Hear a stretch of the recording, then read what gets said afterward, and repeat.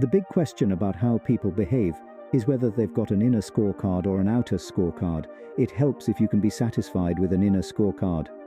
Warren Buffett. We're all passengers in a world that's constantly trying to grab the wheel. Social media likes, peer pressure, societal expectations, they're all backseat drivers, shouting directions at every turn. But here's the kicker. Most of us don't even realize we've given up control. Your environment shapes your thoughts more than you might think. As Charlie Munger once said, in the ordinary course of life, you're going to get a lot of wisdom merely from your own experience and the tendencies of the world to push you toward the mediocre. It's a sobering thought. Left unchecked, we naturally regress to the mean. This is where the inner scorecard comes in. It's not just about resisting external influences, it's about becoming the driver of your own life. Think of it as your personal GPS, guiding you based on your own values and goals, not the ever-changing whims of the crowd. Buffett poses a thought-provoking question. Would you rather be the world's greatest lover but have everyone think you're the world's worst lover? Or would you rather be the world's worst lover but have everyone think you're the world's greatest lover? It's a stark illustration of the difference between internal and external validation. The outer scorecard might give you fleeting satisfaction, but it's the inner scorecard that leads to lasting fulfillment. Now, don't get me wrong.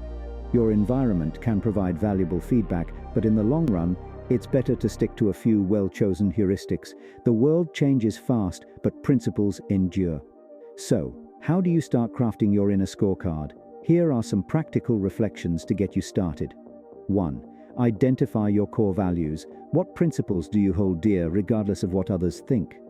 These are the foundation of your inner scorecard. 2. Set personal standards.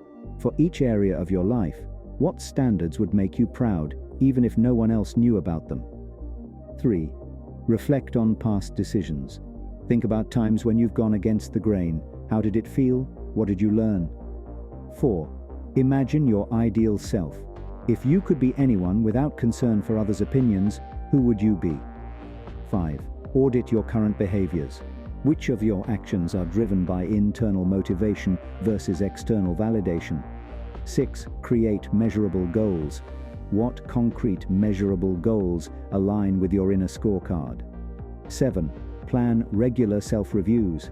How often will you check in with yourself to ensure you're living up to your own standards?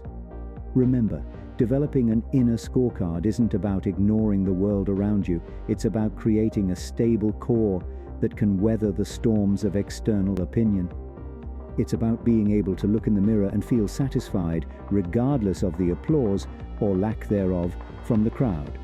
In a world that's constantly trying to mold you, having a strong inner scorecard is your best defense against losing yourself. It's not always easy, but as Warren Buffett's success shows, it's worth it. So, what will your inner scorecard look like? Make sure to create now a 1-hour calendar event to review your inner scorecard monthly.